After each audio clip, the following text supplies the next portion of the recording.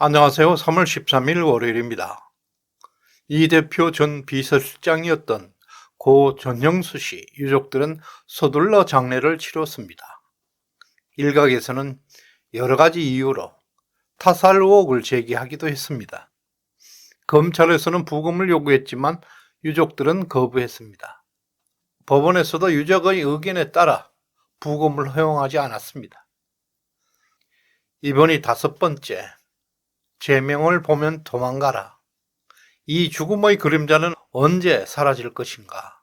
측근들의 씨가 마르고 있습니다. 이 대표는 7시간 동안 조문을 거부당하는 수모를 당했습니다. 떼거지로 조문 가는 것도 불안한 심리를 보여주었습니다. 유동규는 이 대표가 매우 겁이 많다고 했습니다. 검찰 출두할 때, 법원 갈 때도 때를 몰고 갔습니다. 떼거지 문화는 조폭 세계에서 흔한 힘자랑입니다. 빈소에 때로 나타나는 것은 유족들에게 원의 메시지, 유서 내용을 절대 공개하지 말라는 압박일 수도 있습니다. 문화일보 보도에 따르면 전형수 씨 자택 위에 CCTV가 달려 있는데 최근에 설치된 것 같이 새 것으로 보인다. 누구로부터 위협받는 것으로 추정하는 기사가 나왔습니다. 현재 그 기사는 갑자기 사라졌습니다. 중앙지 신문에 기사가 삭제된 게 이상합니다. CCTV까지 설치한 사람은 죽을 생각은 없었습니다. 또 검찰에서 유족의 거부에도 불구하고 부검을 신청한 것도 이상합니다. 아무튼 유족은 직속 상관이었던 사람에게 마지막 순간인데 조문까지 허용하지 않았습니다. 그럼에도 불구하고 7시간 동안 땡깡 부려서 기어이 조문에 성공한 이 대표의 멘탈은 보통이 아니라는 것을 보여주고 있습니다. 진짜 징글징글한 멘탈을 가졌습니다.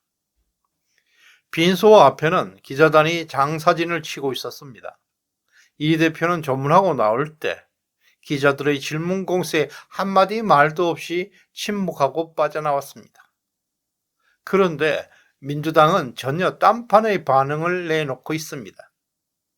유족 측에서 이 대표 조문을 받을 준비가 안 되어서 조문이 늦어졌다고 말했습니다. 조문은 이 대표가 하는데 무슨 상주들이 준비가 필요하겠습니까? 또 민주당 대변인 한민수의 장난질, 돌출 행동이 도마에 오르고 있습니다. 이 대표가 빈소를 떠나면서 기자단에게 한마디 말도 안 했습니다. 그 대신에 한민수 대변인 자신이 기자들에게 브리핑했다고 했습니다. 대표님도 힘내라. 더 이상 억울한 죽음이 없도록 해달라. 이런 말을 유족 측이 이 대표에게 했다는 것입니다. 지금까지 알려진 유서 내용과는 다릅니다. 검찰을 원망하는 것으로 맥락이 뒤바뀌어 브리핑한 것입니다. 전용수의 사망은 이 대표의 책임이 아니라 검찰의 압박수사 때문에라는 뉘앙스를 주고 있습니다. 이런 일련의 민주당 주장은 하루 만에 조작된 것으로 들통나 버렸습니다. 사실은 이렇습니다. 어제 장례식을 끝내고 유족 되시는 분께서 JTBC와 인터뷰를 했습니다. 거기서 민주당의 발표는 모두 거짓이라고 반박해버린 것입니다. 유족 측은 조문을 거부했지만 어쩔 수 없이 조문을 받았다. 조문 오지 말라고 해도 안 올 사람들이 아니다. 라고 말한 것입니다. 조문을 거부하는데도 불구하고 7시간 동안이나 집단으로 빈소 앞에서 땡깡 부리고 있었다는 말입니다. 그렇게까지 빈소 주변에 떼거지로 몰려서 개견 이유를 추정할 수 있습니다. 유서를 공개하지 말라, 배신하지 말라는 메시지인 것으로 보입니다. 죽음의 마지막 순간까지 조폭 떼거지 문화로 유족들을 압박했습니다. 유족 측의 입장을 끝까지 조문을 거부할 경우 개딸 부대가 겁이 났고 민주당의 집단 런치가 우려되고 성남 떡대들이 어른거리고 일반적으로 견디기 힘든 상황을 피해서 어쩔 수 없이 조문을 허용했다고 볼 수도 있습니다. 이 대표는 침묵하고 주변 떨거지들이 대신 나서서 거짓 인터뷰까지 전형적인 조폭 문화를 보여주었습니다. 공천만 받으면 무혈 입성할 수 있는 전라도 지역 출신들이 현재 이 대표 주변에 많습니다. 썩은 동아줄이라도 잡으려는 징글징글한 사람들만 남아 있습니다. 친정 정신병원 사건과 형수 거시기 찢기 사건이 일어났을 때 이미 이 대표는 밑바닥까지 보여주었습니다. 돈의 위력으로 여기까지 왔습니다. 오직 자신의 방탄을 위해 배지를 달았고 당대표까지 되었습니다. 건국 이래 한국 정치사에서 이런 잡놈은 없었습니다. 옥중 공천하겠다는 얘기까지 나오고 있습니다. 단지 대장동의 파워머니가 민주당을 완전 풍비박산을 내고 있습니다. 현재 민주당에서는 반명 기류가 확산되고 있습니다. 물론 민주당 사람들은 도찐 개찐 거기가 거긴 사람들입니다. 고민정까지 등을 돌렸습니다. 70년 역사, 민주당의 이른 삼류 분탕 작거덱에 오랫동안 휘둘리는 모습을 보여주고 있습니다. 이제 막장까지 왔습니다. 중국 원나라를 세운 주원장은 측근 5만 명이나 죽였습니다. 공포와 두려움으로 배신을 막기 위해서 측근들을 죽였습니다.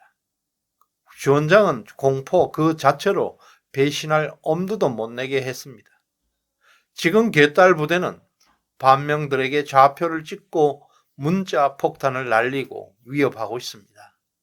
심지어 양산에 있는 문가까지 위협하기 시작했습니다.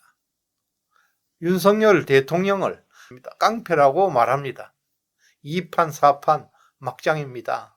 개딸들과 본인은 최대한 두려운 존재, 인간이 갈 수 있는 끝까지 공포감을 만들어 나가고 있습니다. 비명, 친명할 것 없이 감옥소에 있는 정진상, 김용, 이화영에까지 주는 메시지이기도 합니다. 절대 까불지 말라. 너희들도 죽는다는 경고입니다.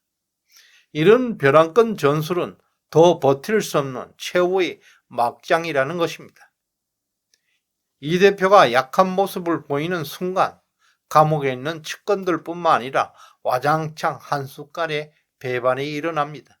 각자 도생을 위해 진실을 불어버리게 됩니다. 그러나 이런 복잡한 상황들 모두 이 대표의 업보일 뿐 민주당이 만만한 정당은 아닙니다. 머지않아 민주당은 이 대표를 털어버릴 수밖에 없습니다. 지금 개딸들이 민주당을 장악하고 있지만 개딸들이 내년 총선에 어떤 역할도 할 수가 없습니다. 지금 아무리 비명계를 색출해서 위협하고 난동을 부리고 있지만 내년 총선에 어떤 영향도 주지 못합니다. 이 대표 방탄과 내년 총선은 정반대에 있습니다. 10만도 안 되는 개딸들을 가지고 총선을 치를 수 없습니다. 민주당 내에서는 오히려 개딸들은 총선에 방해되는 집단이라 생각합니다. 서울 경기 의원들부터 대대적인 이탈이 시작될 것입니다. 이 대표의 공포와 두려움이 호락호락해 보이는 순간 이 대표는 쫓겨납니다. 지금은 단지 모양 빠지는 일에 나서지 않고 눈치만 보고 있습니다. 내년 총선에는 이재명보다 제인이와의 대결이 될 것입니다. 실제로 문의 부표와 비리는 좋기 명의 10배 이상은 됩니다. 이제 뭔가를 잡으러 가야 합니다. 시청해 주셔서 감사드립니다.